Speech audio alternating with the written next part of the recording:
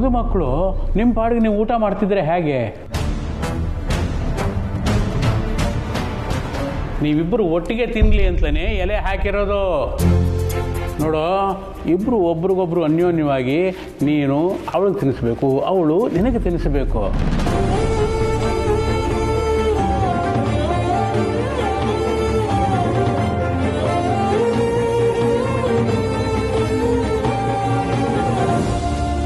ಅಲ್ಲ, ಯಾಕೆ ಈಗ ಒಬ್ರು ಮುಖ ಒಬ್ರು ನೋಡ್ಕೊಂಡು ಕೂತಿದ್ದೀರಾ?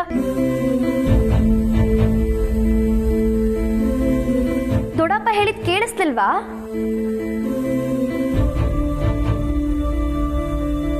ನಿಮಗೆ ತಿನ್ಸಿ ಅಂತ ಹೇಳಿದ್ದು, ಒಬ್ರಿಗೊಬ್ರೆ ಕಣ್ಣಲ್ಲೇ ತಿನ್ನಿ ಅಂತ ಅಲ್ಲ. ಮಂಜ, ಸುಮ್ಮನಿರೋ. ಅದೇನು ಅಂತ ಮಾತಾಡ್ತೀಯೋ? ಕಾರ್ತಿ, ತಿನ್ಸು.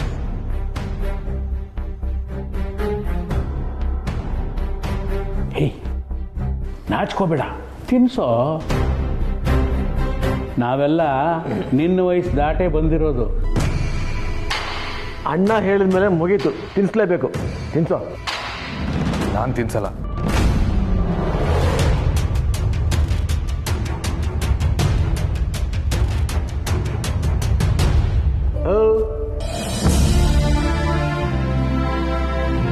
ಇಷ್ಟ ಕಷ್ಟ ಇಲ್ಲ, ಲೆಕ್ಕಕ್ಕೆ ಬರಲ್ಲ. ತಿನ್ಸೋದು ಒಂದು ಶಾಸ್ತ್ರ. ತಿನ್ಸು. ಮತ್ತೆ ಈ ಶಾಸ್ತ್ರ ಎಲ್ಲ ಸುಮ್ಮನೆ ಮಾಡಿಲ್ಲಪ್ಪ. ಊಟ ಆದ್ಮೇಲೆ ನೀನು ಯುದ್ಧ ಗೆಲ್ಬೇಕು. ಆದ್ರೆ ಅದು ವೈರಿ ಜೊತೆ ನಡೆಯೋ ಯುದ್ಧ ಅಲ್ಲ, ಪಾರ್ಟ್ನರ್ ಜೊತೆ ನಡೆಯೋ ಯುದ್ಧ. ಅದಕ್ಕೆ ಇಬ್ರು ಮಧ್ಯೇನು ಕೆಮಿಸ್ಟ್ರಿ ಚೆನ್ನಾಗಿರ್ಬೇಕು ಅಂತಾನೆ ಈ ಶಾಸ್ತ್ರ ಎಲ್ಲ ಇಟ್ಟಿರೋದು ಅಲ್ವಾ ಚಿಕ್ಕಪ್ಪ? ಆಯ್ತು ಬಿಡಿ. ಅಣ್ಣ, ಅದಕ್ಕೆ ತಿನ್ಸೋ, ಎಲ್ರೂ ಹೇಳ್ತಿಲ್ವಾ? ಕಾರ್ತಿ, ತಿನ್ಸು ಹೋಗ್ಲಿ.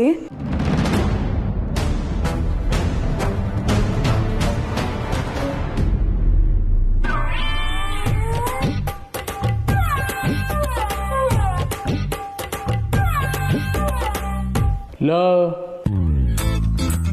ಬಾಯಲ್ಲಿ ತಿನ್ಸೋ ಅಂತಂತಂದ್ರೆ ಮೂಗ್ ಯಾಕೆ ತಿನ್ಸೋಕೆ ಹೋಗ್ತಾ ಇದೀಯಾ? ಮಮ್ಮಿದ ಒಂಚೂರು ಪ್ರೀತಿಯಿಂದ ತಿನ್ಸು.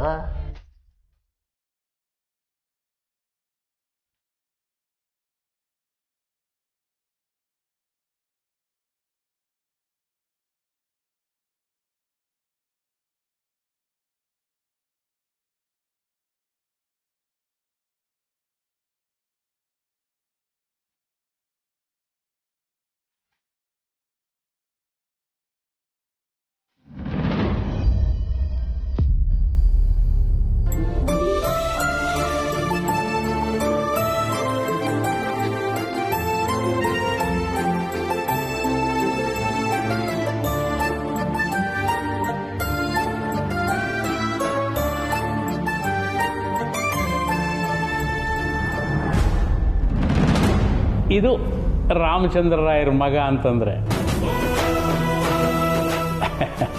ಸತ್ಯ. ಈಗ ನಿನ್ನ ಸರದಿ, ತಿನ್ಸಮ್ಮ.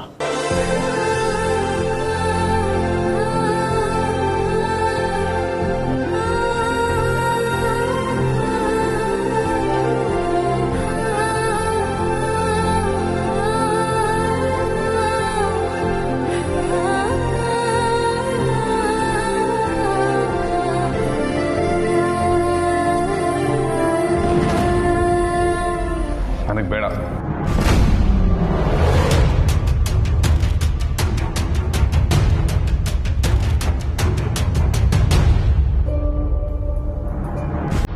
ನನಗೇನಿಲ್ಲ ಇಷ್ಟ ಆಗಲ್ಲ.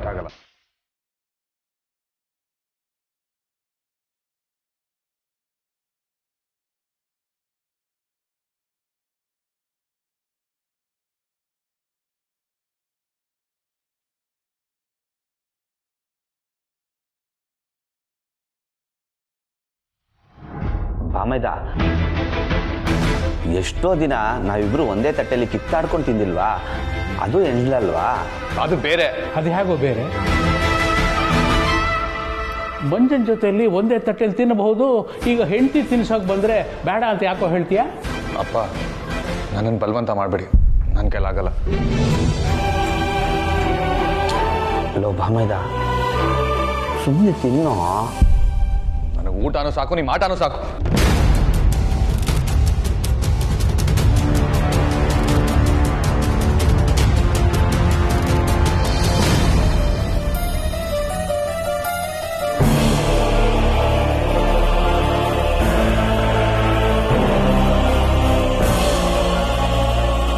ಈಗೆಲ್ರಿಗೂ ಸಮಾಧಾನನಾ? ನನ್ನ ಮಗ ಊಟ ಬಿಟ್ಟು ಎದ್ದು ಹೋದ್ನಲ್ಲ.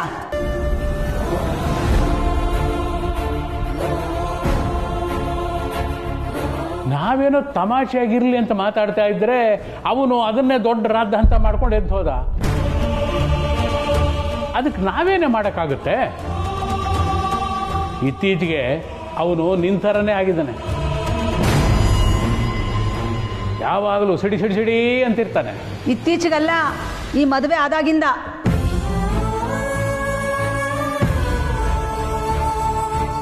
ಅಣ್ಣ, ಈಗ ಮಾತು ಮುಂದುವರ್ಸೋದು ಬೇಡ, ಎಲ್ಲ ಊಟ ಮಾಡೋಣ.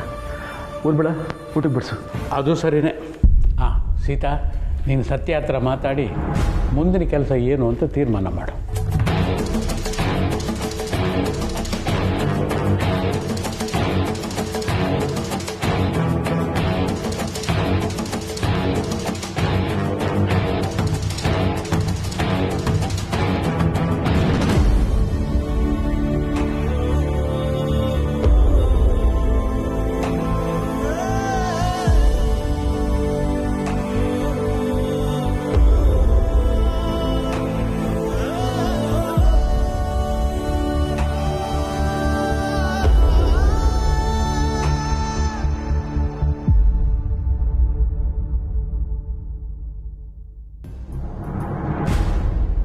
ದೇವ್ರೆ, ಎಲ್ಲ ನಿನ್ನ ಇಚ್ಛೆ ಅನ್ನೋದಕ್ಕೆ ಸತ್ಯನ ಮದುವೆನೇ ಸಾಕ್ಷಿಯಪ್ಪ. ಅವಳಿಗೆ ಮದುವೆನೇ ಆಗಲ್ವೇನೋ ಅಂತ ಅಂದ್ಕೊಂಡಿದ್ದೆ. ಆದರೆ ನೀನು ಅವಳ ಮದುವೆ ಮಾಡಿ ಅವಳನ್ನ ಒಳ್ಳೆ ಮನೆ ಸೇರಿಸಿದೀಯ. ಆದರೆ ಈಗ ಸತ್ಯ ಅಲ್ಲಿರೋದಕ್ಕೆ ಕಷ್ಟ ಆಗ್ತಿದೆ, ವಾಪಸ್ ಮನೆಗೆ ಬರ್ತೀನಿ ಅಂತ ಹೇಳ್ತಿದ್ದಾಳೆ. ಅವಳಿಗೆ ಆ ಮನೇಲಿರೋಕೆ ಧೈರ್ಯ, ಶಕ್ತಿ, ತಾಳ್ಮೆ ಕೊಡು ತಂದೆ. ನನ್ನ ಮಗಳು ಆದಷ್ಟು ಬೇಗ ಆ ಮನೆಗೆ ಹೊಂದ್ಕೊಳ್ಳೋ ಹಾಗೆ ಆಶೀರ್ವಾದ ಮಾಡು.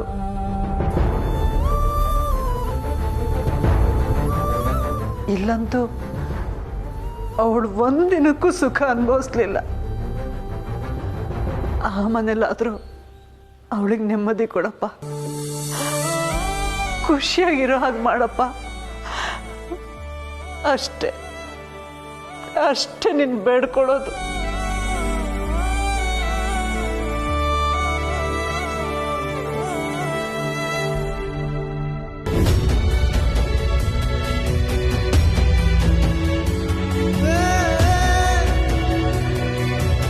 ನಾನು ತೋರಿಸೋ ಹುಡುಗಿಗೆ ತಾಳಿ ಕಟ್ತೀಯ ಮಗನೇ? ಕಟ್ತೀನಪ್ಪ. ನೀವ್ ಯಾರನ್ನ ಕರ್ಕೊಂಬಂದು ತಾಳಿ ಕಟ್ಟು ಅಂದ್ರು ಹಿಂದೂ ಮುಂದೆ ನೋಡಿದ್ರೆ ತಾಳಿ ಕಟ್ತೀನಪ್ಪ.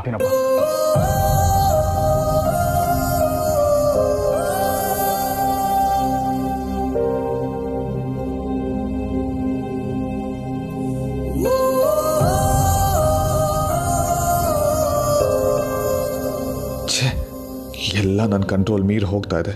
ನನ್ನ ಲೈಫೇ ನನ್ನ ಕಂಟ್ರೋಲಲ್ಲಿ ಇಲ್ಲ. ಇದಕ್ಕಿಂತ ವರ್ಸ್ಟ್ ಫೀಲಿಂಗ್ ಇನ್ನೊಂದಿರಕ್ಕೆ ಸಾಧ್ಯನೇ ಇಲ್ಲ.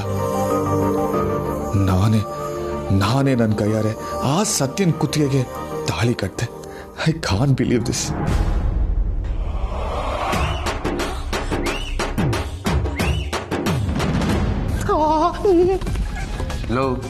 ಏನಾಯ್ತು? ಕಲ್ಲಿಗೆ ಮಾಲೆ. ಅದು ನನಗೂ ಗೊತ್ತು. ನನ್ನ ಕೈಗೆ ಯಾಕೆ ಕಟ್ಟಿದ್ಯಾ? ಕಳ್ಳ ಏನೂ ಗೊತ್ತಾಗಲ್ಲ, ಎಲ್ಲ ನಾನೇ ಹೇಳ್ಕೊಡ್ಬೇಕು. ಇವಾಗ ಹೇಳ್ತೀಯಾ? ಇಲ್ಲ, ಇವತ್ತು ನೀನು ಫಸ್ಟ್ ನೈಟು ಕಣೋ. ನೀನು ಫಸ್ಟ್ ನೈಟ್ ರೂಮ್ಗೆ ಹೋಗ್ತಾ ಸ್ಮೆಲ್ ಮಾಡ್ತಾ ರೊಮ್ಯಾಂಟಿಕ್ ಆಗಿ ಹೋಗ್ಬೇಕು, ಅದಕ್ಕೆ ಕಟ್ಟಿದ್ದೀನಿ. ಫಸ್ಟ್ ನೈಟ್ ರೂಮ್ ಹೂವ. ಎಸ್ ಹೋಯ್ತಲ್ಲೋ. ಇವಾಗ ಹೇಳು, ಫಸ್ಟ್ ನೈಟ್ ರೂಮ್ಗೆ ನಾನು ಹೇಗೆ ಹೋಗ್ಬೇಕು ಅಂತ. Cool cool cool cool. ಹೂ ಬೇಡ ಅಂದ್ರೆ ಬೇಡ, ಬಿಟ್ಟಾಕ್ಬೇಡ. ಕೆಲವ್ರಿಗೆ ಸ್ಮೆಲ್ ಇಷ್ಟ ಆಗಲ್ಲ, ಐ ಕ್ಯಾನ್ ಅಂಡರ್ಸ್ಟ್ಯಾಂಡ್. ಆದರೆ ಮ್ಯಾಟ್ರ್ ಇಲ್ಲಿಗೆ ಮುಗ್ದಿಲ್ಲ. ಇವಾಗಿದೇನೋ ಇದು ಪಲ್ಲಂಗ್ ತೋಟ ಬೀಡ ಅಂತ ಫುಲ್ಲು ಫೇಮಸ್ಸು. ನೀನು ಫಸ್ಟ್ ನೈಟ್ಗೆ ಅಂತ ಸ್ಪೆಷಲ್ಲಾಗಿ ಮಾಡಿಸಿದ್ದೀನಿ. ಇದು ನೀನೇನಾದರೂ ತಿಂದರೆ ಫುಲ್ಲು ಜೋಶ್ ಇರುತ್ತೆ. ನೀನು ಫಸ್ಟ್ ನೈಟಲ್ಲಿ ಒಂದು ಕಿಕ್ ಇರುತ್ತೆ, ಅದಕ್ಕೆ ತಂದಿದ್ದೀನಿ ಕಣೋ. ತುಂಬ ಕಷ್ಟಪಟ್ಟು ತಂದಿದ್ದೀನಿ, ತಿನ್ನು.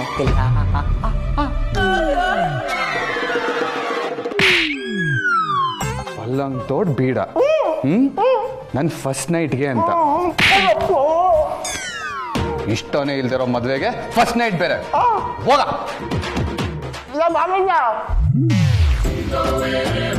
ಎಲ್ಲೋಗ್ತಿದ್ಯಾ? ರೂಮ್ಗೆ. ಕಳ್ಳ, ರೂಮ್ಗೆ ಹೋಗೋದ್ರಲ್ಲಿ ಇಷ್ಟೊಂದು ಸಮಯ ಕೊಡ್ಬೇಕಿತ್ತು.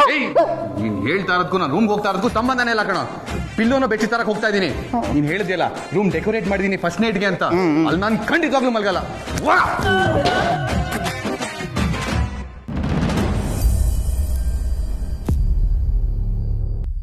ನನಗೆ ಗೊತ್ತಿದೆ ಸತ್ಯ, ನಿನಗೆ ತುಂಬ ಬೇಜಾರಾಗಿದೆ, ನೋವಾಗಿದೆ ಅಂತ. ಆದರೆ ಏನು ಮಾಡೋದು, ಬದುಕು ಕೆಲವೊಂದು ಸಲ ನಮ್ಮನ್ನ ಇಂಥ ಪರಿಸ್ಥಿತಿಗೆ ತಂದು ನಿಲ್ಲಿಸ್ಬಿಡತ್ತೆ.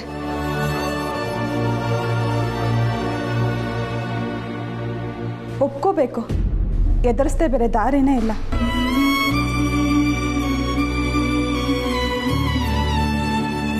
ಎಂತೆಂಥದ್ದು ಕಷ್ಟಗಳು ನೋಡಿದ್ದೀನಿ, ಆದರೆ ನನ್ನ ಜೀವನದಲ್ಲಿ ಇಂಥ ಸನ್ನಿವೇಶ ಯಾವತ್ತೂ ಬಂದಿರಲಿಲ್ಲ. ಮದುವೆ ಅಂದ್ರೇ ಹಾಗೆ ಸತ್ಯ. ಅದು ನಮ್ಮನ್ನು ಹೊಸ ಲೋಕಕ್ಕೆ, ನಮ್ಮದಲ್ಲದ ಲೋಕಕ್ಕೆ ನಮ್ಮನ್ನು ತಳ್ಳಿಬಿಡತ್ತೆ. ನಾವೇ ಅಲ್ಲಿ ಹೊಂದ್ಕೋಬೇಕು. ನನಗೆ ಯಾಕೋ ಅಮ್ಮ ತುಂಬ ನೆನಪಾಗ್ತಿದ್ದಾರೆ. ನಾನು ಯಾವಾಗಲೂ ಅಪ್ಪನ ಮಿಸ್ ಮಾಡ್ಕೋತಿದ್ದೆ. ಆದ್ರೆ ಯಾಕೋ ಅಮ್ಮ ಬೇಕು ಅನ್ನಿಸ್ತಿದ್ದಾರೆ.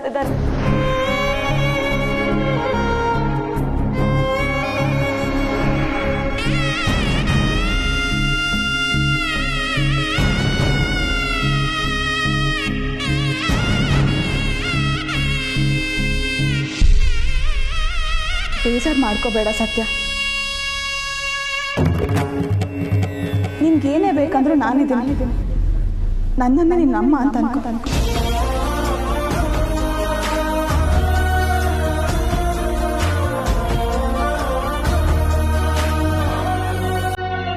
ನೀವೊಬ್ಬರೇ ಈ ಮನೇಲಿ ನನಗೆ ಕನಿಕರ ತೋರಿಸೋದು.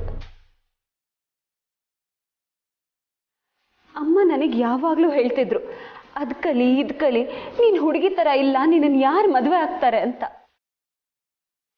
ಅವ್ರು ನನ್ನನ್ನು ಬೈತಾ ಇದ್ದಿದ್ದು ಮದುವೆ ಆದ್ಮೇಲೆ ಇಂಥ ಪರಿಸ್ಥಿತಿ ಬರ್ದೇ ಇರಲಿ ಅಂತ. ನನಗೀಗ ಅರ್ಥ ಆಗ್ತಿದೆ. ಆಗ ನಾನು ಯಾವತ್ತೂ ಅಮ್ಮನ ಮಾತು ಕೇಳಲೇ ಇಲ್ಲ. ಅದಕ್ಕೆ ನನಗಿವತ್ತು ಈ ಪರಿಸ್ಥಿತಿ ಬಂದಿರೋದು. ಮಕ್ಕಳು ಅಮ್ಮನ ಮಾತು ಕೇಳಬೇಕಲ್ವಾ?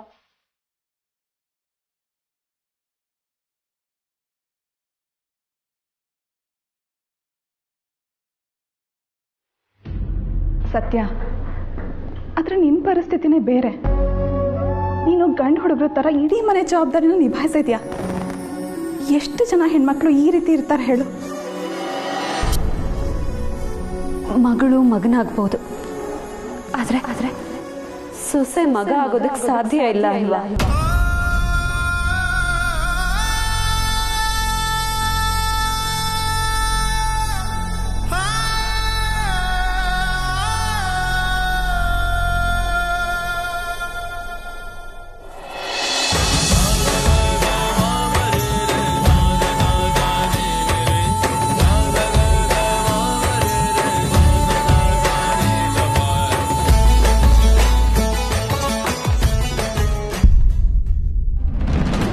ಅಲ್ಲ, ಮನೇಲಿರೋರು ಎಲ್ಲರಿಗೂ ತಲೆ ಕೆಟ್ಟಿದೆ ಅನ್ಸುತ್ತೆ. ನಾನೇನು ಇವಳನ್ನ ಇಷ್ಟಪಟ್ಟು ಮದುವೆ ಅದನ್ನ ಫಸ್ಟ್ ನೈಟ್ ಅರೇಂಜ್ ಮಾಡೋಕ್ಕೆ. ಎಲ್ರಿಗೂ ಸಂಭ್ರಮ, ನನಗೆ ಮಾತ್ರ ಸಂಕಟ. ಈ ಸತ್ಯನ ನೋಡಿದ್ರೆ ನನಗೆ ಮೈಯೆಲ್ಲ ಉರಿಯುತ್ತೆ. ಅಂಥದ್ರಲ್ಲಿ ಇದು ಬೇರೆ ಬೇಕಾ? ಫಸ್ಟ್ ನೈಟ್ ಅಂತೆ, ಫಸ್ಟ್ ನೈಟು.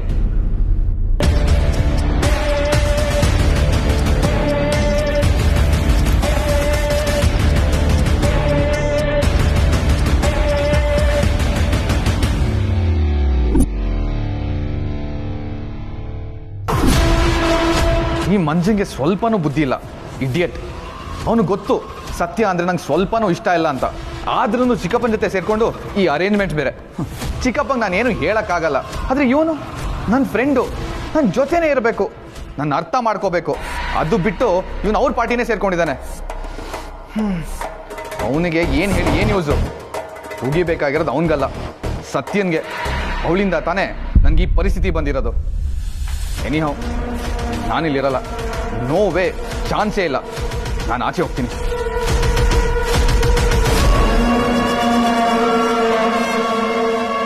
ಮೊದಲು ಆನಂದ್ ಮಗನ್ ಹೊಡಿಬೇಕು. ಬಾಬೈದ ರಾತ್ರಿ ಆಯ್ತು ಮಲಗೋಣ, ಇಂದು ನಿನ್ನ ಶೋಭಾನ. ಅಯ್ಯಯ್ಯ ಬಾಬೈದ, ಹೆಂಗ್ ಮಾಡಿದ್ದೀನಿ ಡೆಕೋರೇಷನ್? ತಾನೇ ಮಾಡಿದ್ದು. ಈ ಡೆಕೋರೇಷನ್ ಮಾಡಿದ್ದಕ್ಕೆ ಒಂದ್ ವಿಷಯ ತಿಳ್ಕೊ, ನೀನು ಚಿಕ್ಕಪ್ಪ ಮಾಡಿರೋ ಪ್ಲಾನು ವರ್ಕೌಟ್ ಆಗಲ್ಲ. ಯಾಕೋ? ಯಾಕಂದ್ರೆ ನಾನು ಆಚೆ ಹೋಗಿ ಮಲ್ಕೋತೀನಿ. ಅದಕ್ಕೆ ಹಂಗೆಲ್ಲ ಫಸ್ಟ್ ನೈಟ್ ದಿವಸ ಕೋಪ ಮಾಡ್ಕೊಬಾರ್ದು ರಜಾ. ಇಲ್ಲ, ನೀನ್ ಮಾಡಿರ್ತೀಯ ಮುದ್ದು ಮಾಡ್ತಾರೆ. ಲೇ ನನ್ನನ್ನೆಲ್ಲ ಕಳ ಮುದ್ದು ಮಾಡ್ಬೇಕಾಗಿರೋದು. ಬಾಬೈದ ಈಗ ಬರ್ತಾರಲ್ಲ ಅವ್ರನ್ನ ಮುದ್ದು ಮಾಡ್ಬೇಕು.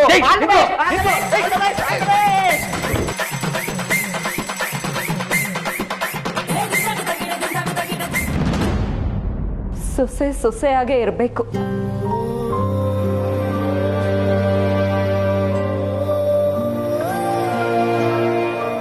ಅತ್ತೆ ನನ್ನ ವಿರೋಧ ಮಾಡಿದ್ರಲ್ಲಿ ಅರ್ಥ ಇದೆ ಅಲ್ವಾ?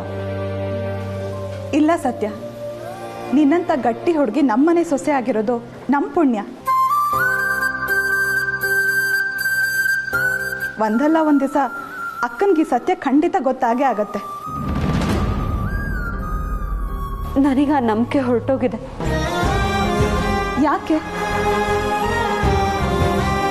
ನೋಡು, ನೀನು ಮೊದಲು ನಿನ್ನನ್ನು ನೀನು ಬೈಕೊಳ್ಳೋದನ್ನ ಬಿಟ್ಬಿಡು. ನೀನು ಸರಿಯಾಗೇ ಇದೆಯಾ? ನೀನು ಈ ಮನೆಗೆ ಸೊಸೆಯಾಗಿ ಹೊಂದ್ಕೋಬೇಕು ಸರಿ, ಆದರೆ ಅದು ಇವತ್ತೇ ಆಗತ್ತಾ? ಅದಕ್ಕೂ ಟೈಮ್ ಬೇಕು ಅಲ್ವಾ? ಅದೇ ಸತ್ಯ. ನೀನು ಆ ಸತ್ಯನ ಒಪ್ಕೊಂಡ್ರೆ ನೋವು ಕಡಿಮೆ ಆಗತ್ತೆ. ನನಗೆ ಯಾಕೋ ಭಯ ಆಗ್ತಿದೆ. ಭಯನಾ? ಭಯ ಅಂದ್ರೇನು ಅಂತ ಗೊತ್ತಿಲ್ದಿರೋ ಹುಡುಗಿ ನೀನು. ನೀನು ಹಾಗಿದ್ರೇನೆ ಚಂದ. ಮೊದಲು ಇರೋದನ್ನ ಇರೋ ಹಾಗೆ ಒಪ್ಕೊಂಡ್ಬಿಡು. ನಿನ್ನ ಜೊತೆ ಯಾರು ಹೇಗೆ ನಡ್ಕೊಳ್ತಾರೋ ಅವ್ರನ್ನ ಹಾಗೆ ಒಪ್ಕೊಂಡ್ಬಿಡು. ನಿನ್ನ ಬಗ್ಗೆ ಅವ್ರಿಗೆ ಅರ್ಥ ಮಾಡ್ಕೊಳ್ಳೋದಕ್ಕೆ ಸ್ವಲ್ಪ ಸಮಯ ಬೇಕಾಗತ್ತೆ, ತಗೊಳ್ಳಿ. ನೀನೇನು ಅಂತ ಅರ್ಥ ಆದ್ಮೇಲೆ ಎಲ್ಲ ತಾನಾಗಿ ತಾನೇ ಸರಿ ಹೋಗುತ್ತೆ. ಅಲ್ಲಿವರೆಗೂ ಸ್ವಲ್ಪ ತಾಳ್ಮೆ ಇರಲಿ. ನಿನ್ನ ಜೊತೆ ಅಂತೂ ನಾನು ಇದ್ದೇ ಇರ್ತೀನಿ. ನೀನು ಧೈರ್ಯವಾಗಿರು.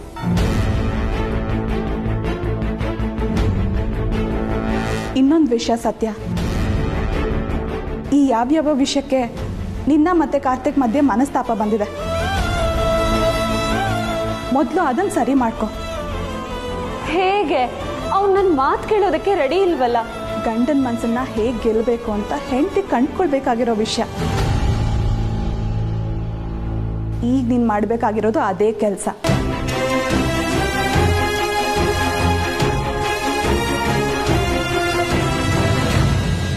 ಗಂಡ ಒಬ್ಬ ಪರವಾಗಿದ್ರೆ ಆಗ ಮನೆಯವ್ರನ್ನ ಆರಾಮಾಗಿ ಗೆಲ್ಬೋದು. ನೀನು ಮೊದಲು ಕಾರ್ತಿ ಹತ್ರ ಮಾತಾಡಿ ಎಲ್ಲ ಸರಿ ಮಾಡ್ಕೊ.